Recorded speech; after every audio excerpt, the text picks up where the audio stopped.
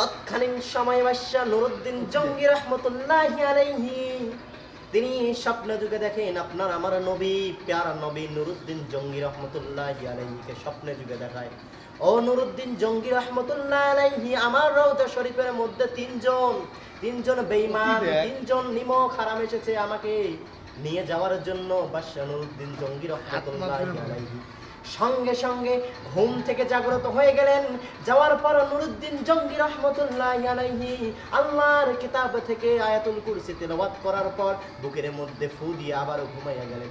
বিশ্বনবী আবার স্বপ্নে যুগে আসলেন, আসার পর বললেন, ও বাদশাহ নুরউদ্দিন জঙ্গি রহমতুল্লাহি আলাইহি, তুমি দেখো তিনজন বেয়াদব আমার রওজার মধ্যে এসে আমাকে চুরি করার জন্য পরিকল্পনা করতেছে। জোরে বলেন না নাউজুবিল্লাহ। ও দুনিয়ার মুসলমান ইমানদার আল্লাহর গোলাম, বাদশাহ নুরউদ্দিন জঙ্গি রহমতুল্লাহি আলাইহি সঙ্গে সঙ্গে ঘুম থেকে উঠলেন এবং বাদশাহ নুরউদ্দিন জঙ্গি রহমতুল্লাহি আলাইহি বললেন,